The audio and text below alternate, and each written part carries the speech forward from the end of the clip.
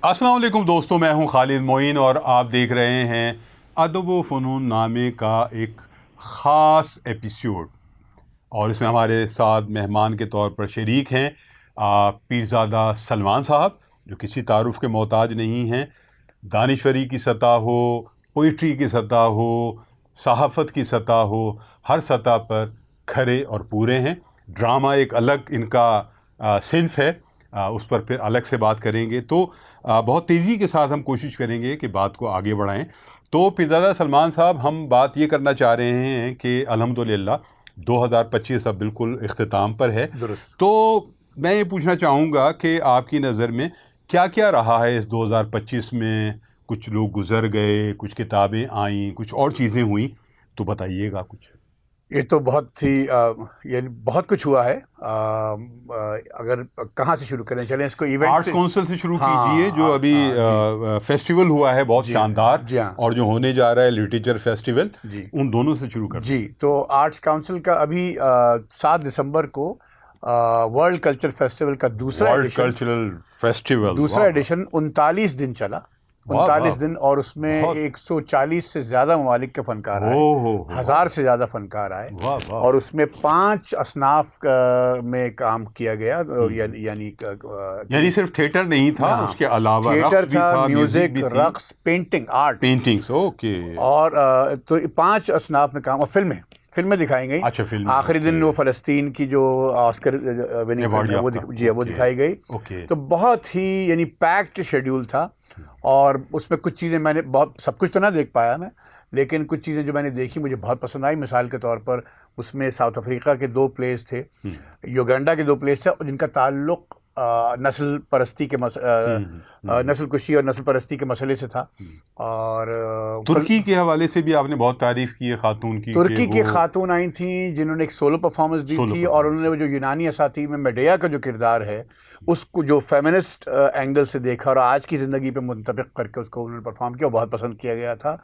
फिर आर्टिस्ट, कुछ पेंटर आए हैं दुनिया भर से, जिनमें से आखिरी जो मुझे याद आ रहा है कि बारबाडोस जैसे जो वेस्ट इंडीज़ का एक वहाँ से भी एक खातून आई। अच्छा। इस तरह बहुत अच्छा हुआ। फिर अदब फेस्टिवल हुआ है, अदब फेस्टिवल इस बार बहुत अच्छा हुआ है। नहीं, अभी हम इस पे बात करें ना, अभी आप ज़रा सा तवक्कुफ करें। अहमद शाह साहब ने जो इस पूरे इवेंट को जिस तरह चलाया, जिस दानिशमंदी के साथ, जिस हिम्मत के साथ, और जिस विजन और विजडम के साथ, उसकी तारीफ ना करना बहुत ज़्यादती होगी। तो हम उनको खराज तहसीन पेश करें, बेशक, कि बड़ा काम किया और पूरी दुनिया में कल्चरली जो है पाकिस्तान का झंडा ऊंचा किया उन्होंने। बेशक, अहमद शाह साहब एक इंतहाई बाकमाल आदमी और बेपनाह सलाहियतों वाले आदमी हैं। और अब वो तो ये 2008 से जो मैं उर्दू कॉन्फ्रेंस कवर करता चला रहा हूँ, मैंने अहमद शाह की शख्सियत में एक इर्तिका देखा है, और वो खूब से खूब तर की तलाश में। और ये बात बिल्कुल दुरुस्त है कि पाकिस्तान को सकाफती मंजरनामा जो पाकिस्तान का दुनिया भर में प्रोजेक्ट करने में अहमद शाह का बहुत बड़ा किरदार है, सबसे मिसाली किरदार है। और दुनिया भर से आर्टिस्टों, पाकिस्तान के बारे में खालिद साहब भी तासुर है ना कि ख़तरनाक मुल्क है, और ये वो 2 साल से ऐसा हो रहा है कि आर्ट्स काउंसिल का जो वर्ल्ड कल्चर फेस्टिवल दुनिया से लोग आते हैं, और मैं और पीसफुली जो है वो सारा इवेंट होता है, और मैं शाहिद हूँ, लोगों की बड़ी तादाद शरीक होती है आर्टिस्ट, और टिकट की बुनियाद पर भी बहुत सारे शोज होते हैं। इसमें बहुत सारे ऐसे भी प्रोग्राम जैसे सज्जाद अली और गुलकारों, जिसमें सैकड़ों की तादाद में लोगों ने शिरकत। बिल्कुल। और फिर वहाँ से जो परदेसी आर्टिस्ट, जो गैर मुल्की आर्टिस्ट होते हैं, वो जाते हुए रो रहे होते हैं। यकीन कीजिए, मैंने खुद देखा, ये शाहिद हूँ मैं इस बात का। जो यादें वो लेके जाते हैं, खूबसूरत यादें लेके जाते हैं, और जो इमेज लेके जाते हैं, फिर वो फैलाते हैं, जाहिर है, अपने अपने मुल्क में। तो अच्छा, हम बहुत तेज़ी से फिर आते हैं अदब फेस्टिवल। अमीना सैयद साहिबा ने 10 साल से वो फेस्टिवल कर रही हैं, और इस साल मैं भी एक मुशायरे में शरीक हुआ। आपकी जो किताब, आपका जो नावल है फीवर लॉक, वो भी वहाँ रुनमाई उसकी हुई। नासर ज़ुबैरी की भी शेरी मजमे की तकरीब हुई वहाँ, काशिफ रज़ा गुले दोगाना उनकी भी हुई। तो उस फेस्टिवल का मजमूई तासुर आप पर कैसा रहा? बहुत अच्छा रहा, क्योंकि 2 दिन का फेस्टिवल था, उसमें भी बहुत पैक शेड्यूल था, और खासी तादाद में इस बार लोग नज़र आए, बहुत लोगों ने दिलचस्पी ली। मेरा जो सेशन था वो बहुत ही अच्छी तरह उसको मॉडरेट किया अंबर पराचा ने। मेरी किताब आई है fever log and other stories. تو اس کا ایک اس کی رونمائی تھی. پھر میں نے دیکھا کہ دوسری جو کتابوں کی رونمائی میں بہت تعداد میں لوگ تھے. ڈسکشنز بڑے اچھے ہوئے مختلف موضوعات پہ, ایجوکیشن پہ, سیاست پہ, اے آئی پر ہوئے. اے آئی پہ بہت اچھا ڈسکشن ہوا. میں نے بھی شرکت کی جی ہاں جی ہاں. اور ان کی کیا نام ہے وہ یوسف جو رحیم اللہ نہیں نام ابھی ذہن سے آ جائے, زرداری صاحب کے جو وہ تھے فرحت اللہ بابر, ان کی کتاب کی بھی وہاں رونمائی. وہ موجود بھی تھے, مشاعرے میں بھی موجود. جی ہاں جی ہاں. اچھا, مشاعرہ جو ہے اس میں ایک تو اردو کا مشاعرہ تھا, لیکن ایک بین اللسانی مشاعرہ بھی تھا جس میں سندھی, بلوچی اور پنجابی اور دیگر قومی زبانیں جو ہیں اس میں شامل تھیں. یہ بڑا اچھا قدم ہے میرا خیال میں. اور اب اگر آپ اجازت دیں تو 25 سے 28 دسمبر تک اردو کانفرنس ہو رہی ہے. اردو کانفرنس کا ذکر تو بہت ضروری ہے. 18ویں اس کی تیاری جاری ہے. احمد شاہ صاحب اس میں لگے ہوئے ہیں. پھر فروری. اچھا, اس میں اس بار جو موضوع ہے, لاسٹ ٹائم جو ہے جشن کراچی تھا, اس بار شاید جشن پاکستان ہے. پورا پاکستان میرے علم میں نہیں ہے ابھی, مجھے جو بتایا گیا ہے کہ یہ پورے پاکستان پر محیط ہوگا اس بار جو فیسٹیول ہے لٹریری. یہ اچھی, مجھے اردو کانفرنس کا ہر سال بے چینی اور بے صبری سے انتظار ہوتا ہے. پوری دنیا انتظار کرتی ہے, پوری دنیا سے مندوبین آتے ہیں اور بہت شاندار. اور اس سے بھی ایک میسیج جو ہے پاکستان کا بہت پازیٹیو میسیج جاتا ہے پوری دنیا میں کہ یہاں جو لٹریچر کے حوالے سے اور کلچر کے حوالے سے بڑے اہم کام ہو رہے ہیں. بالکل درست. اچھا, تو وہ 25 سے شروع ہوگا, 28 تک چلے گا. اور میرا خیال وہ پرانا جتنی بھی ان کے جو ریکارڈز ہیں میرا خیال وہ بریک کریں گے. بہت اچھی بات ہے. اور احمد شاہ صاحب کو پھر ایک بار مبارکباد کہ بڑے کام کر رہے ہیں آپ. اور کلچر کے حوالے سے اب آپ کو اگر کلچرل گورنر قرار دیا جائے غیر منتخب تو بھی کوئی حرج نہیں ہے. آپ وہ سارے کام کر رہے ہیں جو وہ عالی منسٹری کر سکتی ہے کلچر کی. آپ ہی نظر آتے ہیں جب ایونٹ ہوتا ہے, سب سے پہلے عام لوگوں میں آپ ہوتے ہیں, اور سب سے آخر میں جب جاتے ہیں تو آپ جاتے ہیں. یہ آپ ہی نے بتایا سر. انرجی میں نے بھی دیکھا ہے اس شخص کی جو انرجی ہے کہ میں بلکہ چیف منسٹر صاحب نے بھی تعریف کی ان کی انرجی کی ابھی آخری تقریب کنکلوڈنگ سیشن میں. اور میں نے دیکھا کہ 18 گھنٹے 19 گھنٹے وہ شخص آرٹس کاؤنسل میں موجود ہوتا ہے روزانہ, 1 مہینے اور 9 دن. ان کے جو نوجوان ساتھی ہیں وہ بات مطلب وہ تھک جاتے ہیں, احمد شاہ نہیں تھکتے. اچھا, تو اس کے علاوہ ہم پیرزادہ صاحب سے, ایک تو آپ کا ناول جو ہے یہ فیور لاک, یہ جو ناول ہے یہ بہت زبردست ناول ہے, ناولہ ہے بلکہ یہ کہیں گے نویلا. تو یہ بہت زبردست ہے. اس میں ایک تو فیور لاک ہے اور اس کے علاوہ ادر اسٹوریز بھی ہیں. یہ ایک نویلا ہے تو یہ ہے بہت, اور یہ 13 کہانیاں شارٹ سٹوریز ہیں اور 14 اس میں یعنی. اچھا, یہ ساری پیرزادہ صاحب وہ ہیں جس میں کہ یہ ابھی کووڈ جب گزرا تھا تو اس سارے دور کی ہیں یا آس پاس کے سارے معاملات؟ یہ میری زندگی میرے دل کے بہت قریب ہے. جلدی سے چونکہ آپ جلدی سے چاہ رہے ہیں, یہ میرا نویلا جو ہے یہ میں نے جب کووڈ کے دنوں میں 2 باتیں ہو رہی تھیں. ایک پرسنل لیول پہ انسانوں کی زندگیوں کو افیکٹ کر رہا تھا پینڈیمک وہ, اور ایک اجتماعی سطح ورلڈ میں, اور اجتماعی سطح میں لوگ مر رہے تھے, موت کا رقص جاری تھا, لوگوں کی نوکری آئسولیشن میں چلے گئے تھے, قرنطینہ میں چلے گئے تھے, بہت کچھ ہو رہا تھا. پھر لوگوں کے رشتے ٹوٹ رہے تھے, لوگوں کے برسوں پرانے رشتے ٹوٹ رہے تھے. یہ جو نویلا ہے میرا یہ ان 2 پہلوؤں کے بارے میں ہے. کلیکٹیو اور انڈیویجول جو اسٹرگل رہی ہے ایک کیریکٹر کی, رشتے ٹوٹنا اور پینڈیمک سے جو اثر ہونا زندگیوں پر. اور پھر اس میں 13 کہانیاں اور ہیں کیونکہ نویلا 90 پیجز کا تھا تو مجھے پبلشر نے کہا کہ اس میں ذرا سا ضخیم کریں. اچھا, اب یہ سیلنٹڈ لائنز پہ بھی بات کر لیں. شجاعت علی کا بھی ایک ناول آیا ہے, وہ بھی انگریزی زبان میں ہے, جو آپ نے دیکھا بھی ہے, ہم نے ان پر گفتگو بھی کی.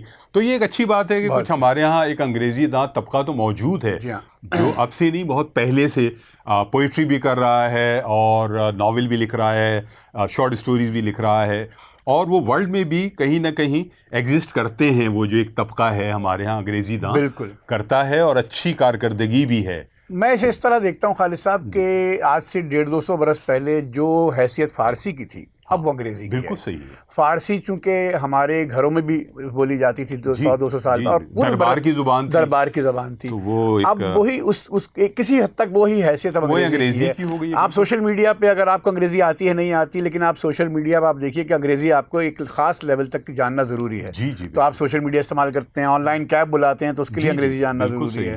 تو انگریزی تو اب ہمارے معاشرے میں داخل ہو چکی ہے، بالکل صحیح ہے، اس میں ادب بھی تخلیق ہو رہا ہے. ٹھیک ہے. اس کے علاوہ ہم یہ بھی دیکھنا چاہیں گے کہ جیسے گل دوگانہ سید کاشف رضا کی کتاب ہے، اور ناصرہ زبیری کی کتاب آئی، جاوید صبا کی کتاب آئی ہے، جاوید صبا کی ابھی تنہائی نامکمل ہے، اور غازی صلاح الدین صاحب کا جو کئی جینا وعدہ خلافی، کتنے برس کے بعد، 50 برس کے بعد، میرے خیال 60 برس کے بعد، 60 برس کے بعد ان کی جو کہانیاں تھیں وہ یکجا ہوئی ہیں. اجمل کمال صاحب نے چھاپی ہے، اور وہ ایک یادگار مجموعہ ہے جس کا عنوان ہے جینا وعدہ خلافی. جینا وعدہ خلافی مجموعے کا وہ ضرور پڑھیے. غازی صاحب کے افسانے ہیں، اور ان کے اس دور کے افسانے ہیں جب 18 برس کے تھے، 25 برس کے تھے، 22 برس کے تھے، اس دور کے افسانے ہیں، اور بہت شاندار افسانے، شاندار کہانیاں. جینا وعدہ خلافی ہے بالکل. اور اس کے علاوہ بھی بہت گل دوگانہ مجھے بہت پسند ہے. گل دوگانہ میں تو کاشف رضا نے کمال کیا، اور خاص طور پر ناول کے بعد یہ جرت کی بات تھی کہ ناول ان کا خاصا جرمنی میں ترجمہ ہوا ان کے ناول کا.